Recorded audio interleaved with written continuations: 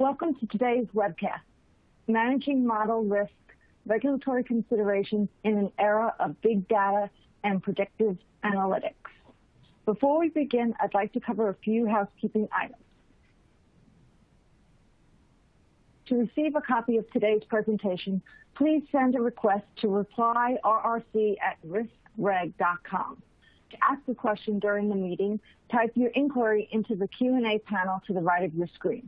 We will respond to all questions after the session unless time permits at the end of the session.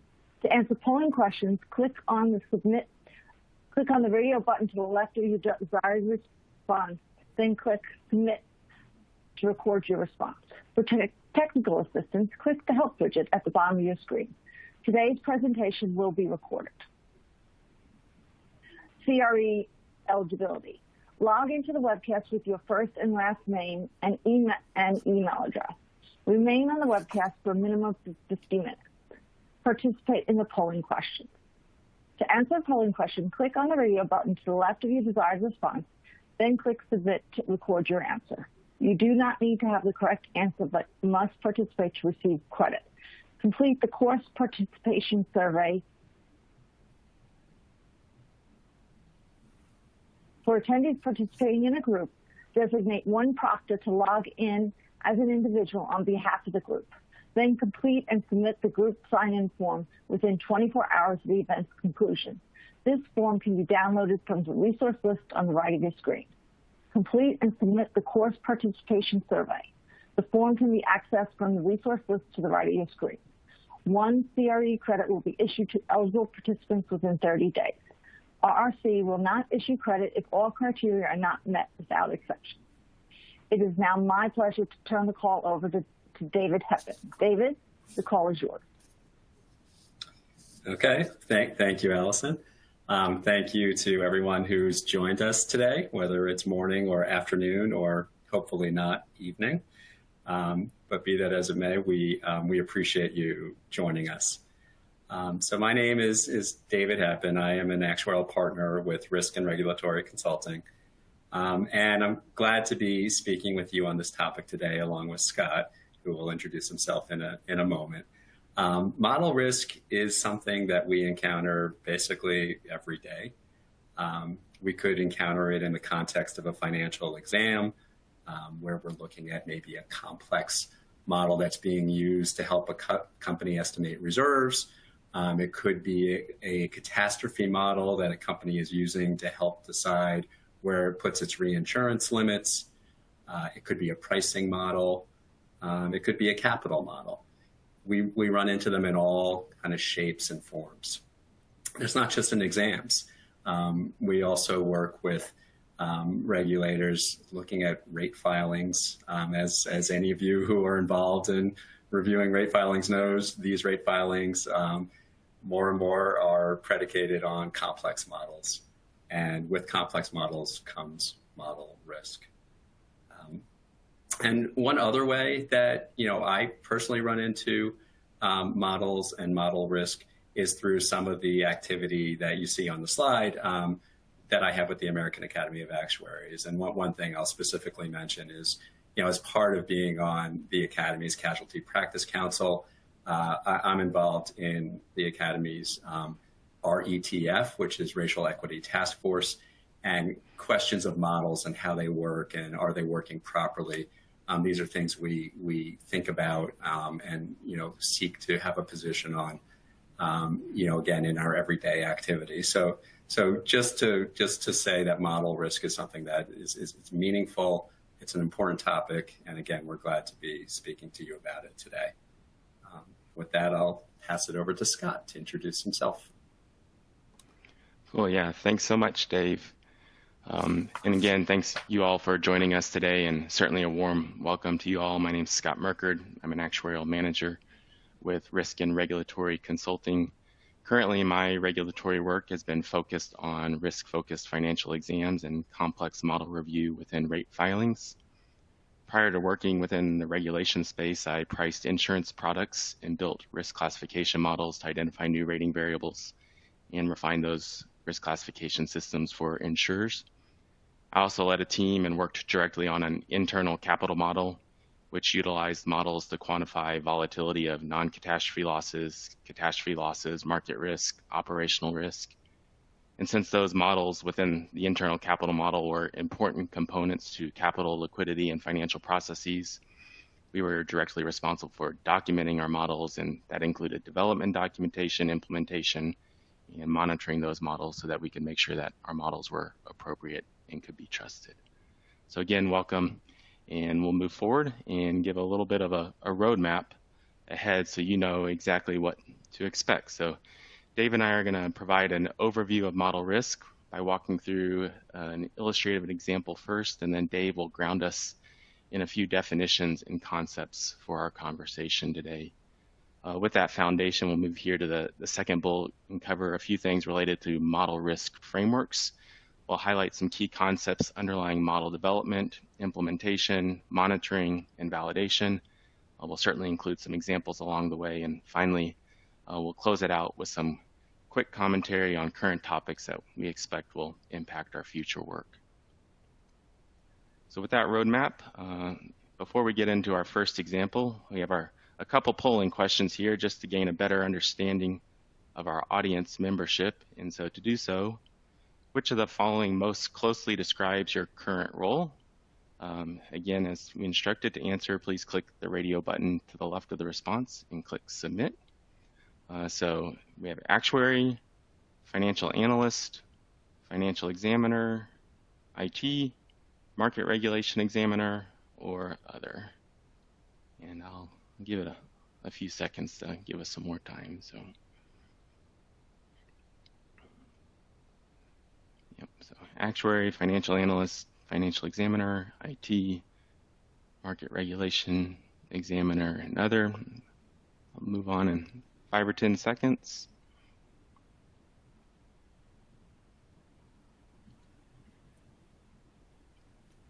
And like Allison said at the beginning, we don't keep track if people submit correct answers or not. So if you want to mess with us, you're welcome to do so. There we go. All right. Okay. All right. Quite a few actuaries and financial analysts. Other. As the actuary, we have to refrain ourselves from trying to interpret this data and understand if there's bias that actuaries are leading it. There might be more actuaries. I've already said too much. Better get on to the second one. All right, and so which of the following most closely describes your area of expertise? We have property and casualty, life, health, and other.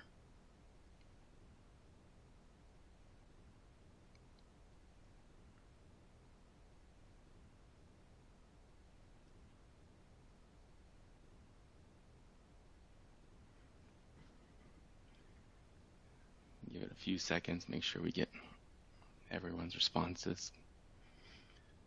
So, which of the following closely describes your area? Property and casualty, life, health, other.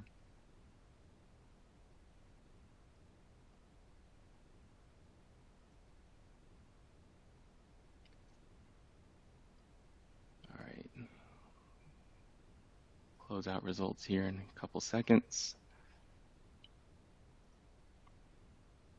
And all right, got good representation from all our areas of expertise, and property and casualty is leading the way. So might be helpful given my background. So with that, as promised, be able to kind of get into an illustrative example here related to model risk. So on this slide, we have vehicle miles traveled as pulled from the Federal Reserve Bank of St. Louis website. Before moving on, though, I'd also specify that let's not focus specifically on the variable name here. I think this kind of example could be applied to an equity index, a credit spread, an inflationary index, loss trends, and so forth. But as an actuary, a data scientist, a modeling analyst, this variable, miles driven, it could provide value for a company. If I can predict it appropriately, I could use it in forecast. If I understand its volatility, I could use it within capital planning and stress testing. Kind of thinking forward, I may use it as a model input to another model, or alternatively, I may simply want to build a model to forecast it. So let's take both of those situations. Looking at the data, I could simply fit a model on this data, and it would probably fit reasonably well, or so I think. based upon the history and looking at it visually. Alternatively, it's relatively stable across the history that's presented, and I could input that variable into other models at an insurer. And if it were significant and reasonable to represent a desired relationship I want, that model output would probably be relatively stable here. So we've developed a model, we've implemented it, a company's making decisions on it, and we start to move forward in time, and we start to learn more information. And we can also recognize that conditions likely have changed. In this example they have, and certainly that is very common. We learn more information. And so we start to understand, or at least visually observe, the complexity and uncertainty that can arise. We had two primary thoughts kind of on that prior slide. How could I most appropriately predict this variable? Or maybe said another way, how could I best model that variable? Or maybe even another way, what is the relationship of this variable across time? And then second thought was, how do other models react if this variable is an input to those models? So subsequently, how would management decisions change in prior decisions?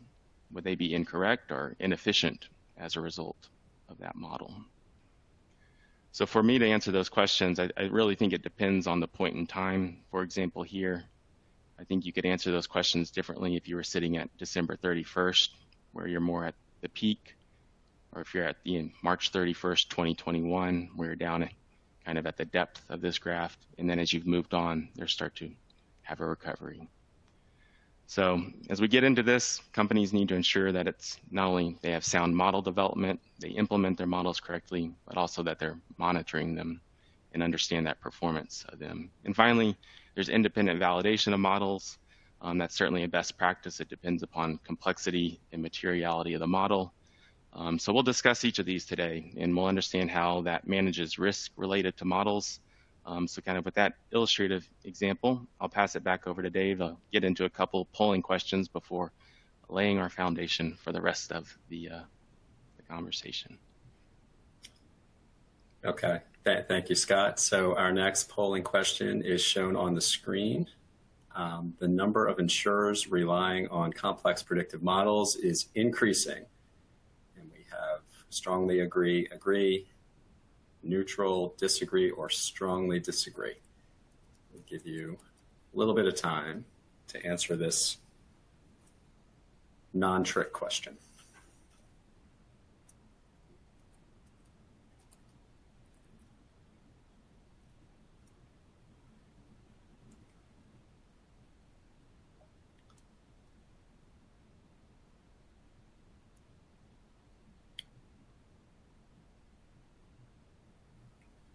Okay, just a few more seconds. I think we'll be ready to see what people have to say about this.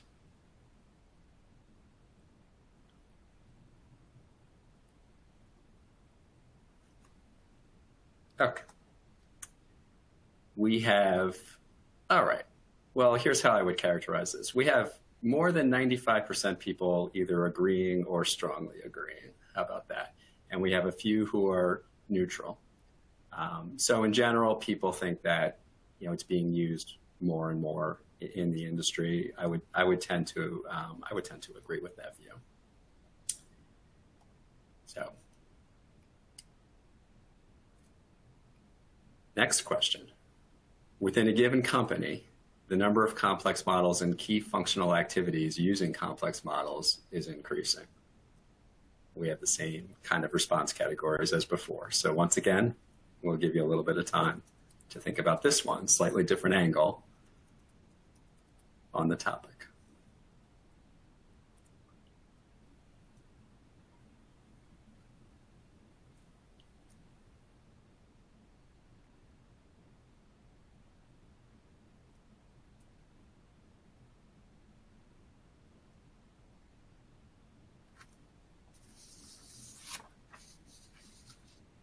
Yeah, and maybe as kind of getting the last answers here, maybe it's not only the number, but it's kind of how advanced a model is within a company. So kind of also might see that kind of increasing over time. The type of advanced model is changing and becoming even more sophisticated. That's right. Thanks, Scott. All right. Well, we have most of our answers in, so let's see what we've got. Yeah, so similar, over 90% either strongly agree or agree. But, you know, half the group in this case agrees, you know, 51%, as opposed to strongly agree. So, you know, in this case, it's maybe recognition, and this would no doubt be based on everyone's, you know, personal experience with it and the companies that you deal with. So in many cases, maybe companies have stabilized. But in a fair number of cases, maybe companies are, you know, looking to unroll complex models in more and more areas.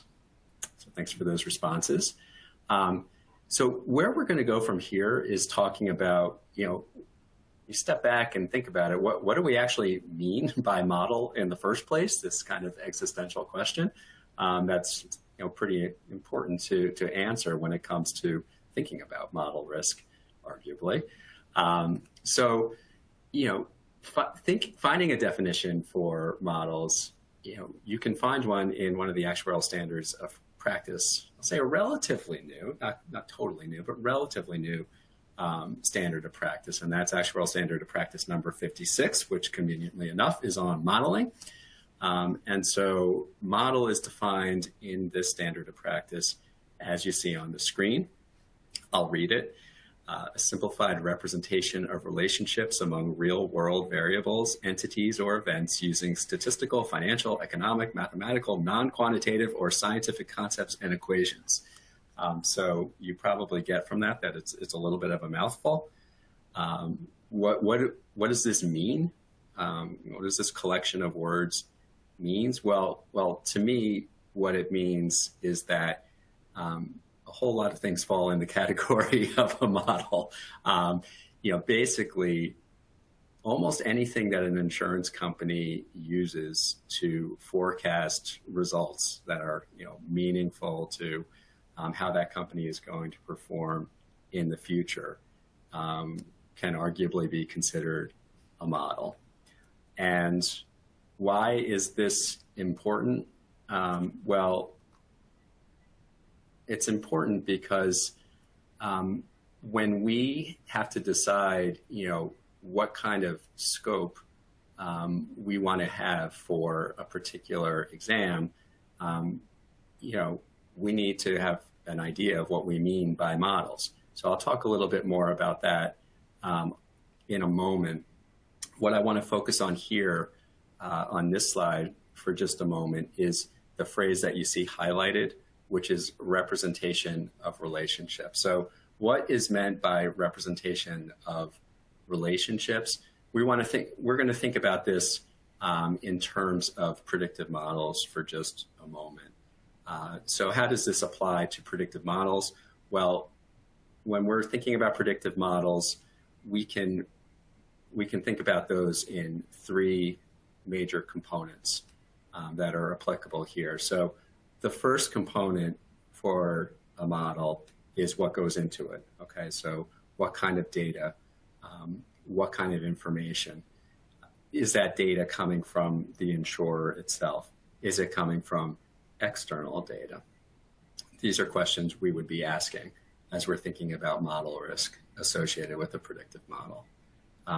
The second part of a predictive model is related to how that data and information is processed. So how is everything put together such that the model can produce results? That gives rise to model risk. And thirdly, what does the company do with that information once the model has produced its results? That is yet another area where there's risk of potential misuse of the model. Maybe the modelers built it with one idea in mind, and maybe management had some other idea in mind, and the results from the model are used improperly. So again, the point of all this is to say that when we're talking about model risk, it's not just, is the model kicking out a number that's good? It's what went into it. Did the processing of the data that went into it make sense? And did the ultimate use of the data also makes sense relative to its intended purpose. So yeah, all these things matter. So now to return to the question of what do we mean by model? And we thought this quote, which many of you may recognize, it comes from Romeo and Juliet, Juliet's famous soliloquy, "Wherefore art thou, Romeo?" Also includes this nice little line, "That which we call a rose by any other name would smell as sweet." So what do we mean by that? What we mean is, again, put yourself back in the context now. If your focus is financial exams, you go and you ask the company that you're examining, do us a favor and identify all of the significant models that you are using.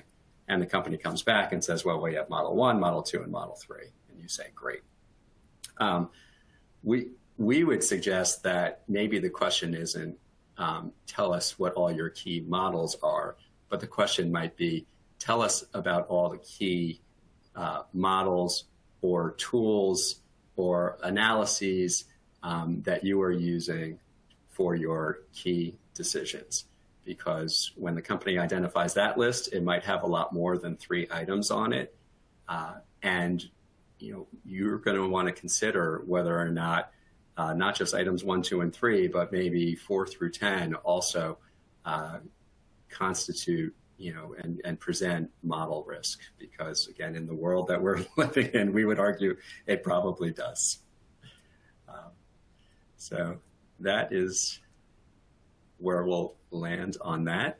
And finally, what do we mean by model risk? We can turn back once again to Actuarial Standard of Practice number 56, modeling, which says the model risk is defined as the risk of adverse consequences resulting from reliance on a model that does not adequately represent that which is being modeled, or the risk of misuse or misinterpretation. So again, what you see on the screen there, I think very much fits in with what we were talking about before. Predictive model is a convenient way to think about it. What goes into the model? How does it get processed? What comes out of the model? And how is it used? Every step of the way, there's model risk involved to consider and evaluate. And now, going to pass it over to Scott to talk about model risk frameworks. Great, yeah, thanks so much, Dave. So as regulators, we certainly play an important role in the process to mitigate this model risk. And Dave kicked us off so well with kind of listing where we come across models in all of our work. So it's certainly a growing list. And we can kind of mitigate that model risk when we evaluate the model development, documentation, implementation, ongoing monitoring, and validation. So we'll step through each of these in our conversation today. But first, we're going to start here and focus in on model development. So model development is focused on building a model and the key inputs, decisions, testing along the way.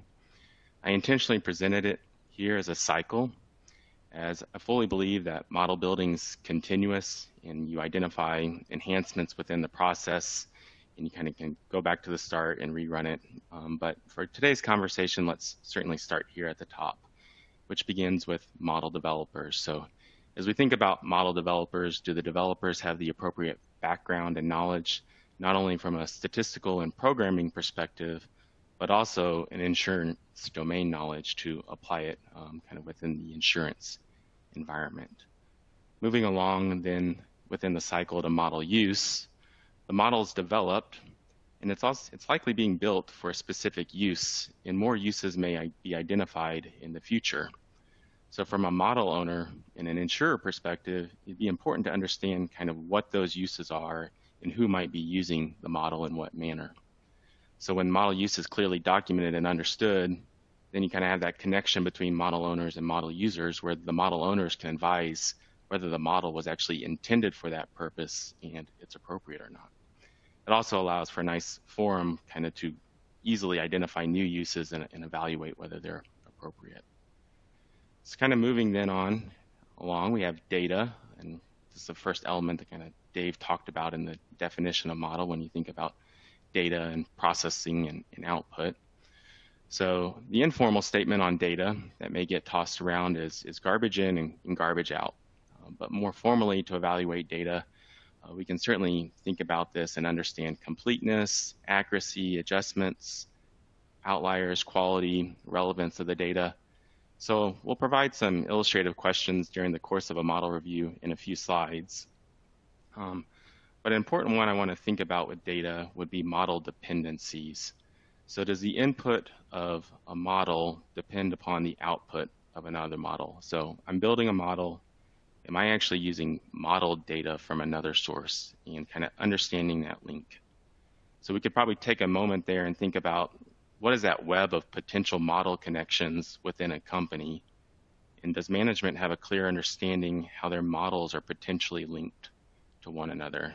It's kind of an interesting concept within using models within a company. So moving down to the bottom of the slide here within the development context, model design, or kind of as Dave pointed out, using the ASOP definition would be processing component, is a pretty important area because that's actually how we decide to represent those relationships we're interested in. We're identifying segmentation, variable selection. That variable selection could think about variable statistical significance. It could think about acceptability standards. Talk about model structure within this, model assumptions. That's all going within the design. We're building out the design so that processing component represents those relationships appropriately. Moving on then, we get into the testing phase. We're thinking about sensitivity analysis, scenario testing, back testing the data, benchmarking, peer review, effective challenge. And once we get through that, we're finally satisfied with our output. We certainly have a better understanding after getting through each of these phases, documenting it, testing it. We have output. So here within output, we can think, what is the form of that output? Are there any regular reports that are being created, that decisions are being made off of? And where I talked about model dependencies kind of as an input earlier, I'd also think about output dependencies. So now that you have output, is that model now being utilized elsewhere in the company in models that are downstream? So you kind of have upstream model dependencies that might be input to your model. You also can kind of clearly delineate the model downstream dependencies. I have output now. Is this now going to go be fed into other models in the company? So let's take a look at some of the parts of this development process with a few examples and understand how we could mitigate risk by using them. So in this slide here, we'll kind of walk through a sensitivity testing example. So to get situated on this chart, we have illustrative capital model output for both a current and a proposed scenario. That total stack of the bar could be thought about as maybe a capital requirement level for a company. Then it's been allocated down to some underwriting risk and market risk and operational risk within the colored bars that make up the stack. So we run a sensitivity test with revised equity volatility parameters and credit spreads. So what does that mean specifically for this scenario? Well, we may be interested in understanding whether our economic parameters are understated. For instance, there may be indicators within the economy that there's greater equity volatility that's leading the company to potentially reflect that in their modeling. Also, equity volatility would likely be accompanied in a time of greater uncertainty, and credit spreads do increase kind of when you have that greater economic uncertainty. So credit spreads have also been adjusted in an example here. So once we've adjusted those inputs to better understand our model, we not only observe that the overall has increased here by $400 to $500 million, or about 10%, we can also dig in and look at the allocated capital. So we see that there's slight decreases in underwriting risk as the navy and dark brown bars are shrinking at the bottom of the stack.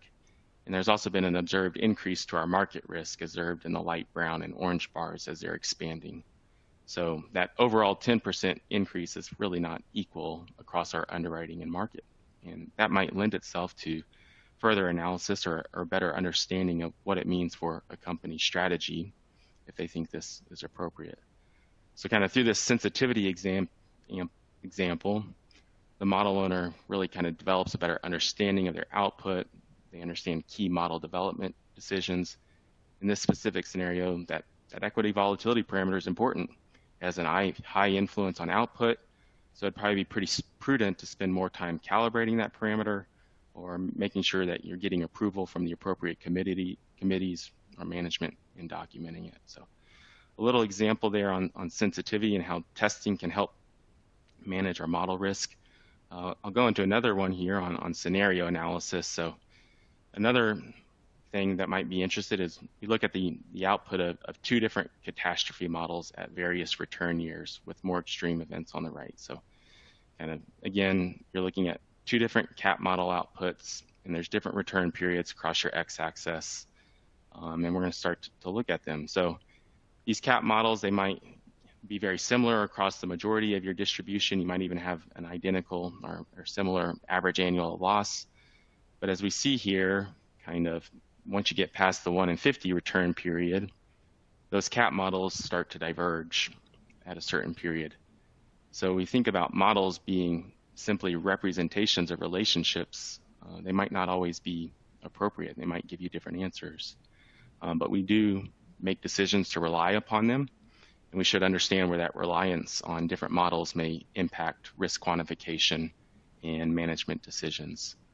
So in this situation, we need to identify our risk metrics that might be impacted decisions as a result of that model reliance. And kind of without kind of the scenario analysis, we might be using our model a little blindly, and model risk is heightened. Dave, I know kind of might have some additional perspective here, and pass it over to you for a minute. Thanks, Scott. Yeah. So, you know, one thing about this slide is that you can, you know, those of you who are involved in financial exams can kind of take the picture and very likely kind of convert it into a real life situation that you have dealt with. So, you know, we're looking at a representation of CAT modeling results. Company uses two different CAT models. Maybe the policy for deciding how high up to go and the reinsurance limit is, well, we look at a blended result of, you know, two catastrophe models, often, you know, RMS and AIR, let's say. You know, that could be what you're looking at right here. So, you know, when you're trying to decide whether or not what the company is doing makes sense, you know, you want to know, what are they targeting? Are they targeting 1 in 200? Are they targeting 1 in 250? Something higher, something lower? But also, like Scott was saying, if it's a blended result of these two things, well, that matters. And as you get further out in the tail, like Scott said, you see the difference in the red and blue bars gets progressively bigger. And so it's good to know that if the company had relied on one or the other, they would be buying reinsurance up to a very different limit. So just, you know, something you want to know and assess and evaluate as you think about overall risks, like, is the reinsurance program adequate to protect the company's surplus? So again, real life application. We're going to keep going, and we're going to talk a little bit now about shift out of CAT models and into rate filing reviews, because again, the idea of model risk is of course very important there, in particular as the number of filings that rely on complex models continues to increase. So, you know, when we look at rate filings that are built on complex models, you know, we start by asking some questions, and the questions that we ask can be divided into three categories, for starters anyway. And those categories you see on the screen, which are data preparation, variable significance, and validation of model output. So we'll take them one at a time, and hopefully you can see this reasonably well. What you'll see here is some of the types of questions we might ask in any given filing where a predictive model is being used with respect to data. And without reading all the words on the screen, what we want to understand is, of course, like make sure we understand the underlying data that went into the model. And one aspect of that I mentioned earlier, and I'll mention again, is, to what extent is that data coming from the insurance company itself, and to what extent is it being drawn from some external source, financial or otherwise. These are important questions for a review of nature. How about variable significance? So what we mean by variable significance is that, when a company actually it has to land on, we're going to use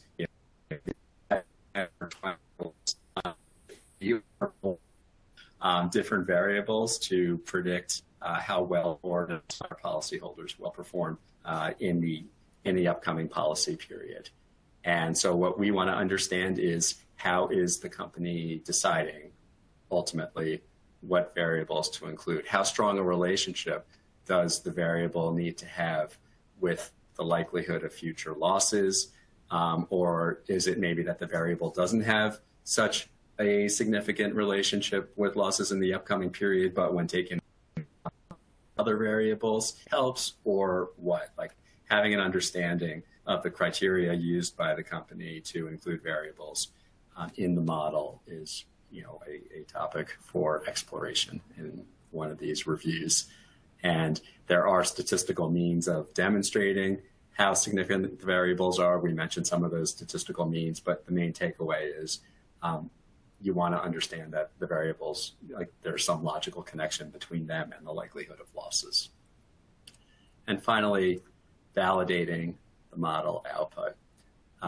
So, one thing that we like to look at is, how well the model is able to predict how well can it segment the policy holders between those who are likely to have losses, those who are not so likely to have losses. There are well-established techniques for demonstrating what we call model lift, and other tests as well that can show how well the model is functioning. But basically, the idea is, if you build a model on, pretend it's built on half of the data available to the company, test it on the other half, does it predict the way that it should based on the first half? That's how we're, in a nutshell, can assess whether or not the model is working properly. Okay, so with that covered, I'm going to send it back to Scott. Great, yeah, thanks so much, Dave. So you certainly spent quite a bit of time talking about model development. I think that's very natural. But I want to highlight an area that I think was being emphasized more when I was developing models, and that would be related to model implementation and implementation risk. So often a model is developed in one environment, but then it has to be implemented in another one. And that disconnect creates risk for an insurance company. So to mitigate that risk, insurers certainly need to have a foundation here of governance, which could include security and controls to help manage and mitigate the implementation risk related to a model. So to get into that concept a little bit more, walk through a couple examples now. First, we'll consider a scoring model for risk classification. Historically, companies may utilize several characteristics to rate an insurance policy and calculate a premium. We want that premium to be accurate. As rating algorithms have become more sophisticated, insurers may be building scoring models rather than just using characteristics directly to calculate premium. So a scoring model uses internal and external data to calculate a score, and then there's associated rating factors with scoring levels. So maybe as an example, for property home insurance, an insurer develops a roof score model based on a random forest decision tree. And even if all the variables are acceptable and the model development's reasonable, that complicated model still must be taken from the development environment and be placed into the production environment through correct implementation. And I'd kind of argue that there's greater risk of implementation error in that scenario where you have a complex scoring model rather than just simply rating on roof type and roof age. Second, we'll get into another example to kind of illustrate this. Consider risk quantification and capital requirements. A company wants to maybe model their operational risk, so they build operational risk models to understand the failure of their people and processes and the associated financial consequences. So we'd probably build that model kind of using programming software. Maybe something common today would be like R or Python. However, the internal capital model is likely not in that exact same environment where the model was developed. So you have to take that developed model, migrate it to your production environment correctly. And if there aren't the appropriate kind of controls and security in place, it might lead to inaccurate calculations of capital requirements or risk quantification. So as regulators, we can request processes or controls regarding implementation risk throughout our course of regulatory reviews. Hitting on this next tenet within a model risk framework, talk a little bit about ongoing monitoring. And I'll take just a moment to read directly off the slide here, because I think it's really important. So a model is developed and implemented soundly, but does that model continue to perform well while implemented? So a company will know that answer if they have intentionally set up metrics to monitor performance of that model. And I think in order to do that really well, it's great when those metrics are automated. Certainly, they've shown that the company's valuing and that they're reviewing those metrics. Examples of these metrics could include input stability as well as output benchmarking and reporting. So we could think about input stability. We could circle back to that example at the beginning of our presentation with miles driven. If there's been a large shift in miles driven and that's an input to our model, will the output still be reliable? Well, if I'm actively monitoring that, it pierces an exceedance threshold. I can then investigate it and analyze it and identify any enhancements that are needed, and then go and advise any of the model users of the appropriate action. So for output benchmarking and backtesting, we'll take a quick example on the next slide, but before I get there, I just would summarize ongoing monitoring with this final bullet here. And a change in model performance must be recognized through monitoring, and ultimately that reduces the model risk. So kind of just a quick example to look at how ongoing monitoring could be implemented. Here we have net earned premium, which is a part of an income statement forecast model. That solid navy line is actual performance by quarter. Then the single dots are specified model output. So for the Q1 model, we have estimates for all 4 quarters. For the Q2 model, we only have estimates of quarters Q2 through Q4 since Q1 has already occurred. And that's the same concept could be applied to the Q3 and Q4 models. So we analyze this, we make observations that the actuals are consistently below our forecasted amounts. We observe that actuals are closer to more recent models. It's likely because it's more difficult to predict values that are further into the future.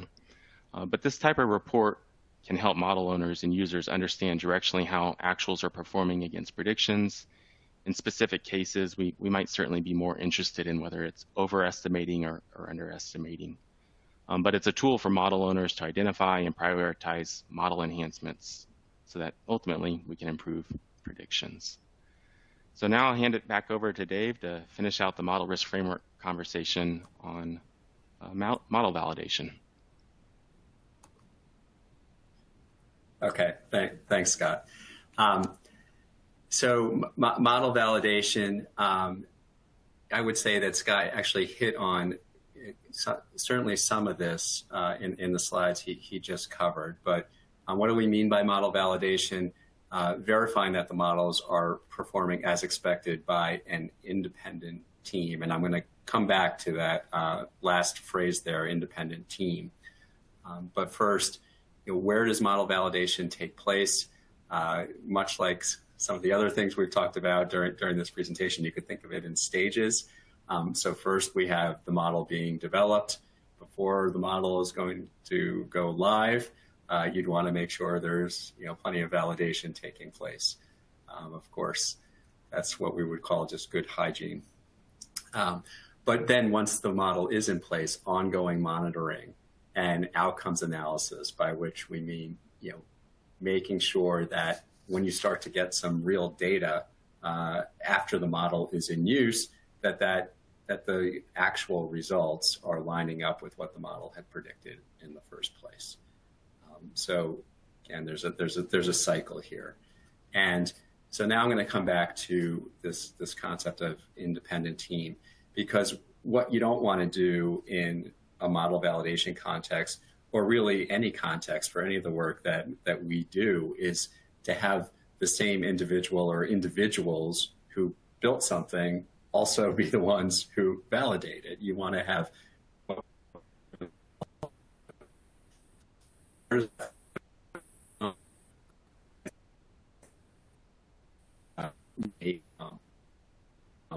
a group within the company that has the expertise to provide the validation. Sometimes you see companies with 50 or 100 or more people who are just devoted to building these models and or validating the models. Sometimes those companies not only have internal validation, but they also look for external validation. So they might ask a consultant to take a look at the model, write up a report. What did you find? Some companies do one or the other, and some companies don't necessarily have the resources to do it much, if at all. And so, as you're thinking about model risk for any given model, any given situation, it's good to know what resources the company has available to perform this model validation. And the last point we want to make on this slide is that the complexity and materiality of the model really should enter into the equation here. So to the extent the model is truly important to the company in terms of how it is forecasting results and making decisions as a result of those forecasts, you'd want to make sure that there's a very strong level of validation going on. To the extent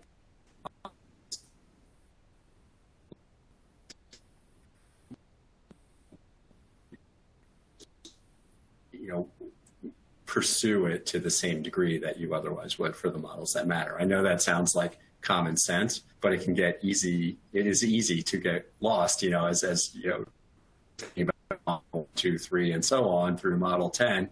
We'll read so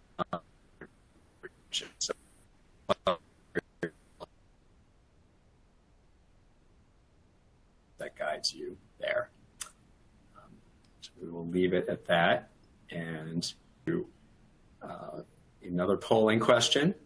And so since we have covered these different areas of the model risk framework, wanted to get the group's perspective on what you think the most important area within the model risk framework is, whether it's the development, the implementation, the monitoring, or the validation, or maybe it's all of the above. I'll give that a few seconds.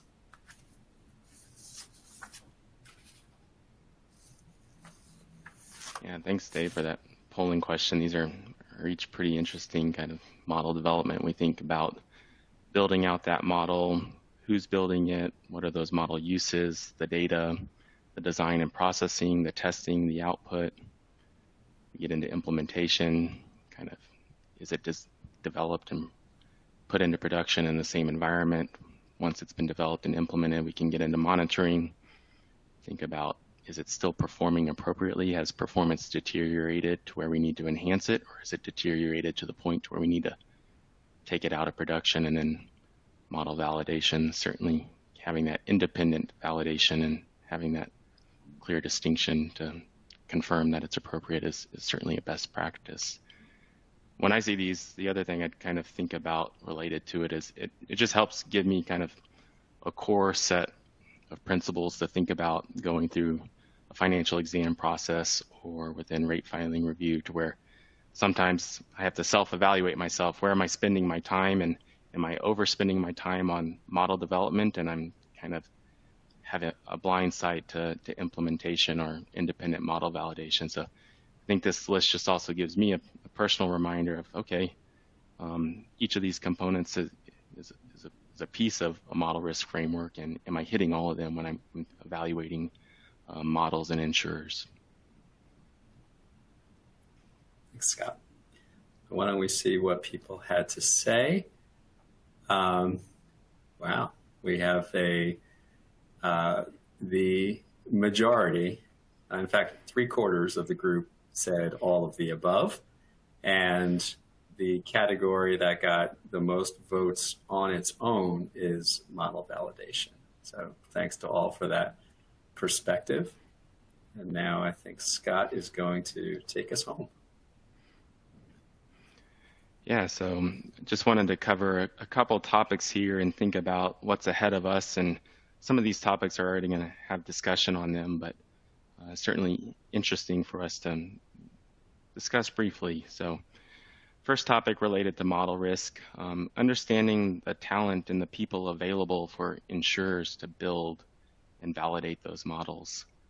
So there's certainly a considerable demand for the people with the ability to build and validate models. So as we help protect consumers and promote financial solvency, we need to recognize the need for skills in this area. Both building and validating models not only depends upon the statistical and programming knowledge, but also the domain expertise related to insurance and state insurance codes. For instance, understanding variable acceptability is an important part of this process.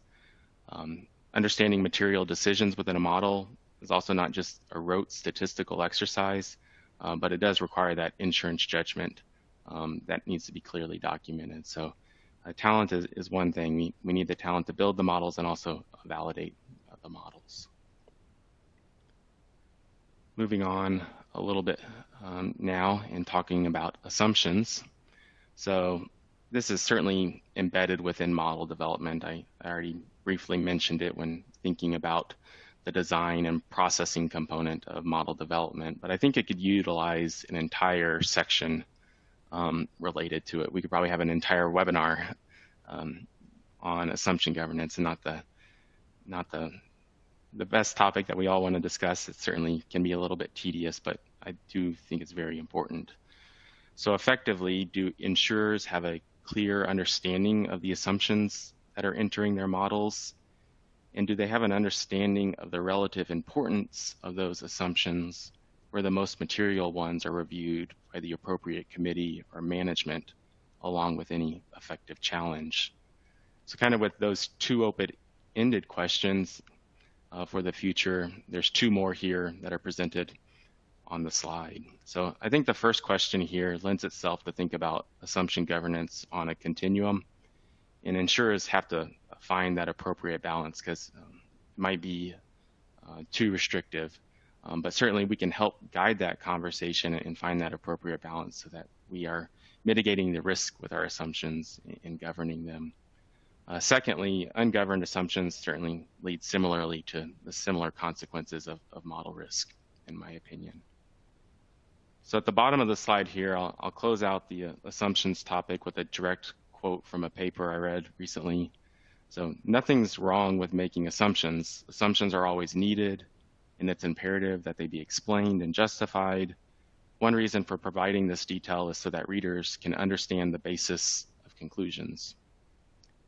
So while this quote was specifically within a causal inference context, which is certainly a little bit different than the conversation today, I did like it, and I felt it was applicable when taking the liberty of substituting regulator in that final sentence there. So kind of our jobs, we evaluate assumptions based upon the justifications that are given, and that certainly helps us use them to understand the basis of decisions, and definitely within the context of modeling output. Yeah, let me jump to the next slide real fast.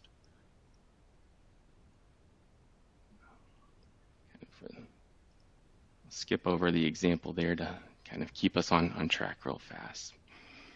So kind of to close it out today, as insurers depend on models now and in the future, it's important to kind of continue balancing that innovation and risk control. There's great potential and possibility with these models and the analytics associated with them, but we'll continue to regulate them not only for acceptability, but also to help out the insurers. We can help them improve their models. We can ask the questions that allows them to incorporate enhancements. We can help them be more efficient and reduce the adverse financial consequences from poor model results. So I think there's a nice balance here, and it's important to keep that in mind as we help improve the models that insurers are relying upon. So with that, certainly thank you all for your time and listening today. I'll turn it back over to Allison. A few reminders before we conclude. Please take a moment to complete the attendee survey by following the link in the resource list to the right of your screen. We will respond to all questions via email following today's event. We appreciate you joining us today, and thank you for participating in today's program.